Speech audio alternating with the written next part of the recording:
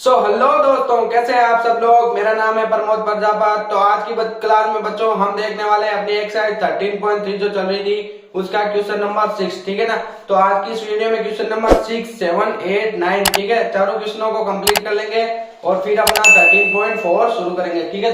तो बच्चों देखते हैं अपना 6 क्वेश्चन क्या दे रहा है कि विमाओं 5.5 सेंटीमीटर, 10 सेंटीमीटर और 3.5 सेंटीमीटर वाला एक घनाभ बनाने के लिए 7.5 सेंटीमीटर व्यास और 2 mm मोटाई वाला कितने चांदी के सिक्कों को पिघलाना पड़ेगा।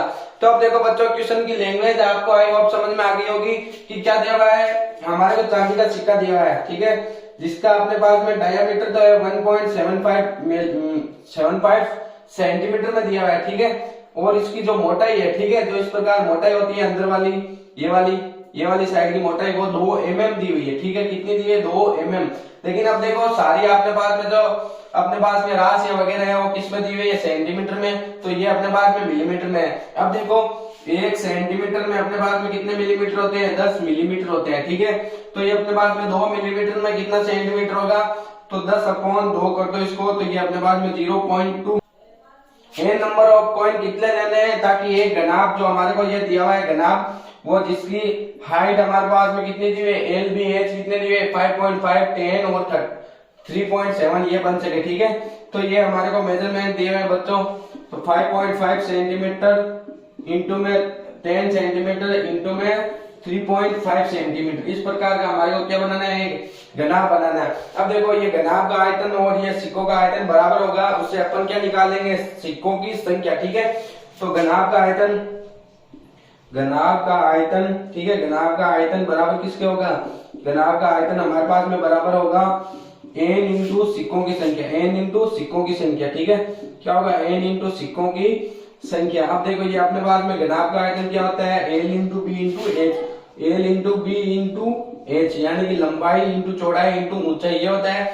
और ये क्या होता है? n इंटू ये अपने पास में पाई आर स्क्वायर एच। सिक्का देखो एक अपने पास में बेलन के जैसे ही होगा ना, क्योंकि सिक्का अगर इसकी हाइट को इस प्रकार मेजरमेंट किया जाए तो ये इस प्रकार का होगा। ठीक है। तो ये अपने पास में 0.2 सेंटीमीटर का और इसका डायमीटर है 1.75 सेंटीमीटर। ठीक है, ये अपने पास में इस प्रकार का है। अब देखो ये अपने पास में फॉर्मूला बन गया है, तो अपन शुरू कर लेते हैं कैलकुलेशन। ठीक है, तो कर दो कैलकुलेशन यहां से कर लेते हैं सिक्कों का।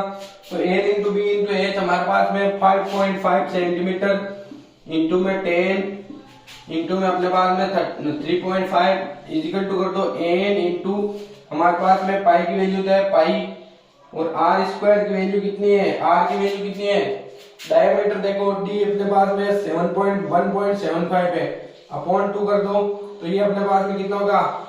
8 पॉइंट, ये अपने पास में 8.4 सॉरी, ये अपने पास में 15 सॉरी 7 और पीछे बच जाएगा 1, तो 1 में 5, तो 0.875 ये अपने पास में क्या होगी? रेडियस। ठीक है, मैंने इसको 2 से डिवाइड कर दिया तो ये अपने पास में इतना आ गया। ठीक है। अब देखो यहाँ पे r की वैल्यू आ जाएगी अपने पास में 0.875 का होल स्क्वायर और अपने पास में क्या है? और अपने पास में h हाइट, तो सिक्के की हाइट है वो दी हुई है 0.2। ठीक है, तो 0.2 से क्या कर देते हैं? मल्टीप्लाई, तो 0.2 ये मल्टीप्लाई कर दो। ठीक है।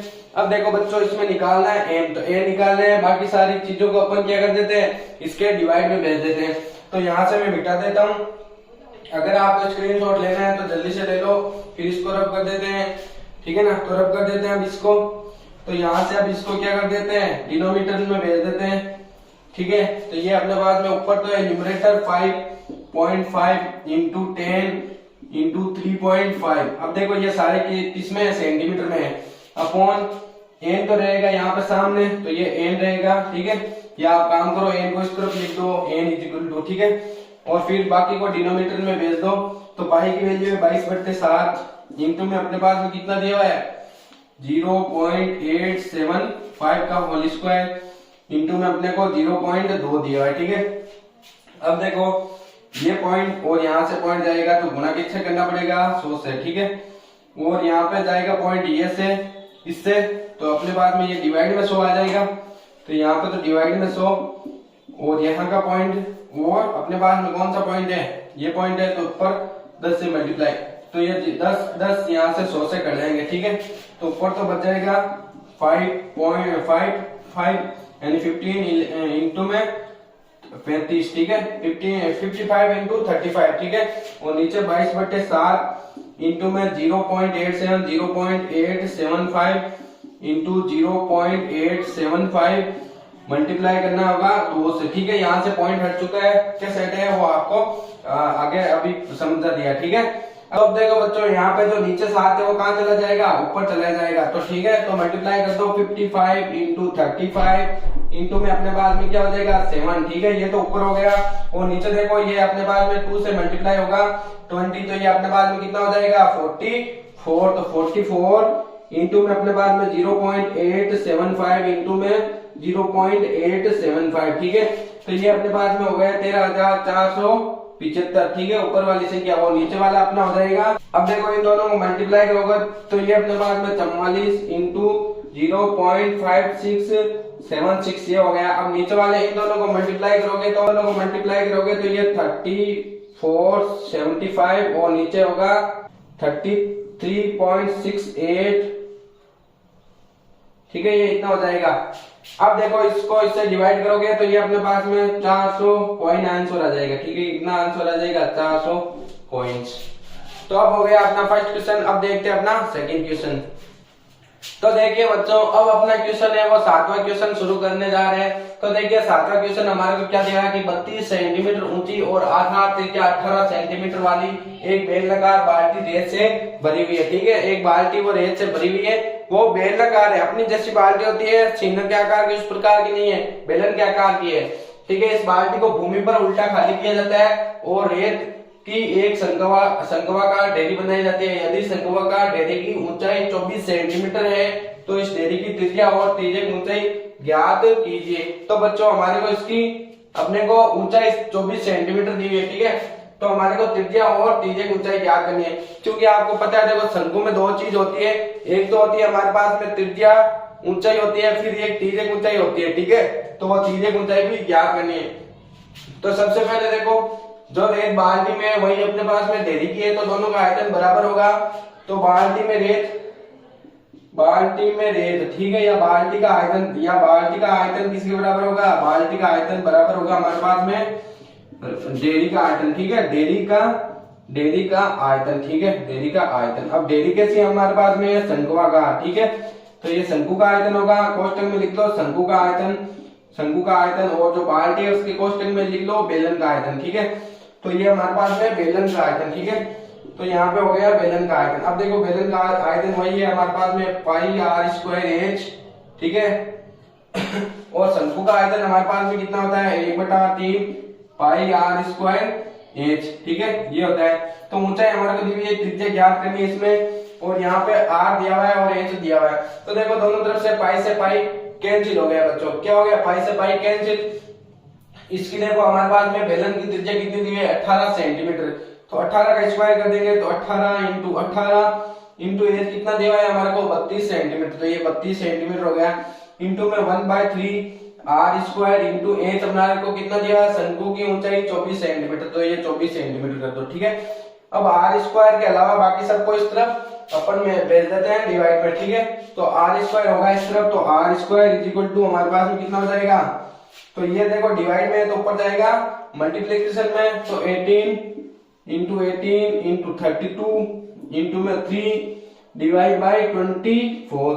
अब देखो इससे हम कर देते हैं कुछ थोड़ा सा इसको सरल, तो यहाँ से काटो और यहाँ पे काटो, ये अपने पास में 2 से काटोगे तो 16 बार, ये कितनी बार 12 बार, ठीक है, और कटेगा यहाँ से तो ये 8 और ये अपने पास में 6 और कटेगा तो ये अपने पास में 4 और ये अपने पास में 3, ठीक है, और 3 से ये 3 बार कट जाएगा, ठीक है।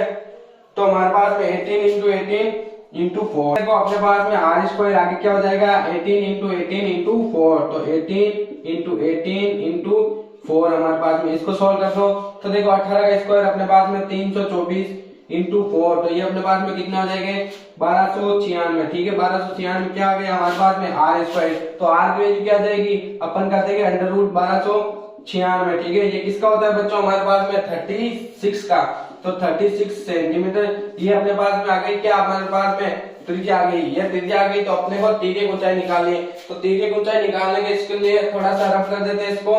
अब देखो तीर की ऊंचाई का फॉर्मूला क्या होता है, a = √r² + h²। तो ये अपने पास में r तो आ गया 36 सेंटीमीटर, r आ गया हमारे पास में बच्चों 36 सेंटीमीटर। अब l निकालो, तो l किस प्रकार निकालेंगे, a = √h²